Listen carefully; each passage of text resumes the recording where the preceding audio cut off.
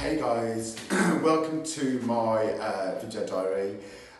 Just following on from the vlog, today I kind of wanted to discuss, I want to talk about finances because obviously I'm fully aware that people are super intrigued about my finances and how I'm going about funding the project or my solutions to the ups and downs of what this pandemic has caused.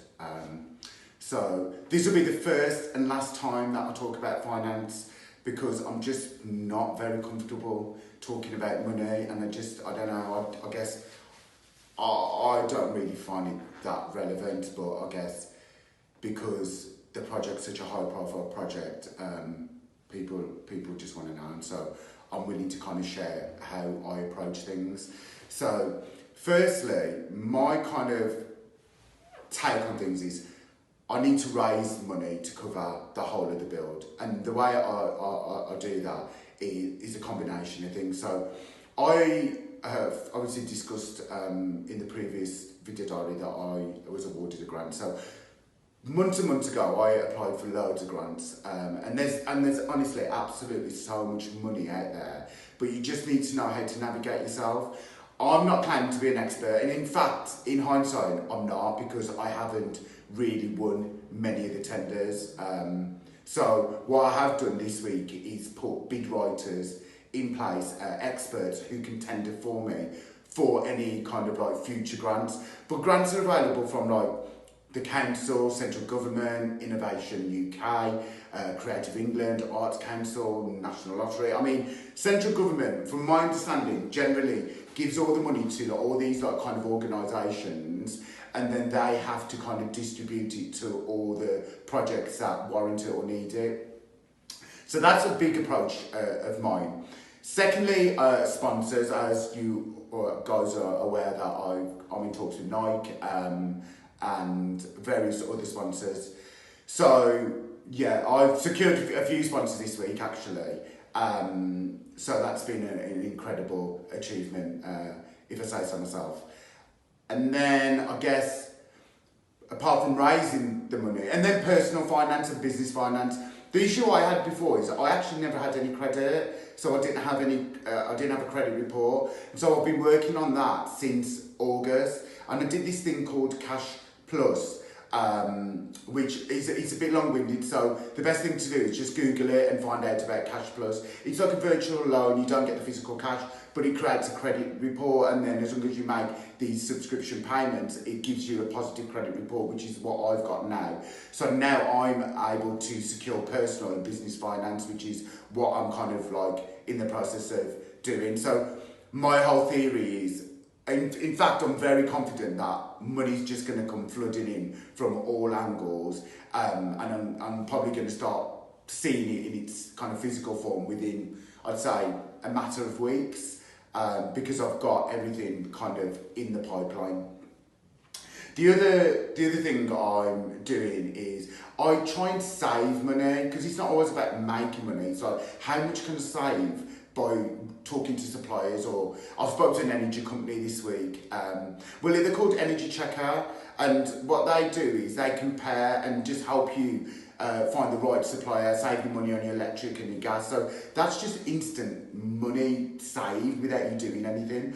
I'm quite fortunate because I was a little bit cheeky with them and said, would they be interested in sponsoring this project? And they said yes, so that's one of the sponsorships that I got this week. And then you look at things like Wi-Fi, telephone, internet, just anything where you're spending out.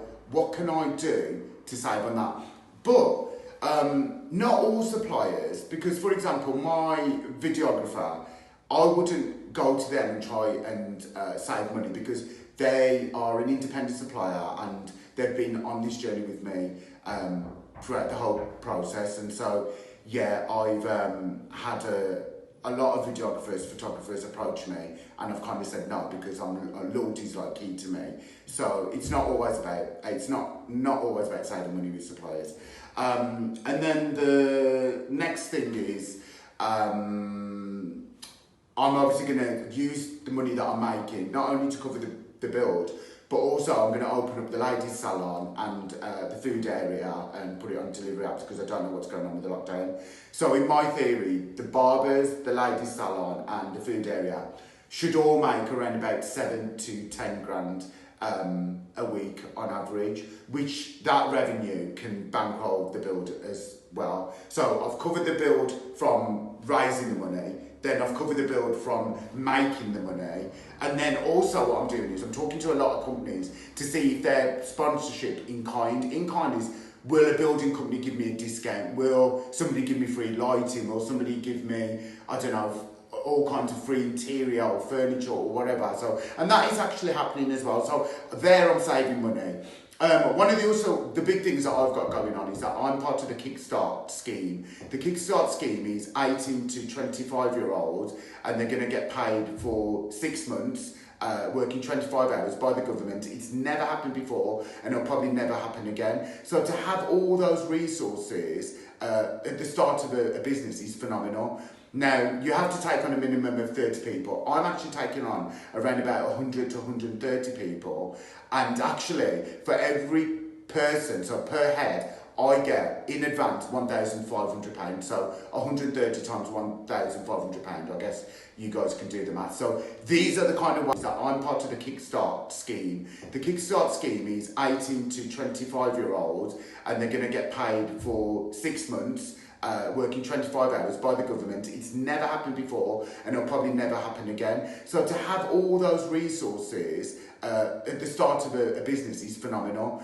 Now, you have to take on a minimum of 30 people. I'm actually taking on around about 100 to 130 people, and actually for every person, so per head, I get in advance £1,500. So 130 times £1,500, I guess you guys can do the math. So these are the kind of ways that I'm like finding solutions to how I'm going to deliver this and get it over the finish line. In fact, to be honest, I feel like I've done enough already. I already know I'm going to be over the finish line. I think now it's just going to become like an abundance of money, which is, this project was always going to be a point where I don't really have to worry about the finances, which I have done for the past like 2.5 years. Now really, from the 1st of December when the whole build starts, it's going to be about doing this place justice and creating that iconic status that I've always said it's going to be. So yeah, that's kind of like the finances in a nutshell. And yeah, that'll be the last time I discuss it really. Cheers.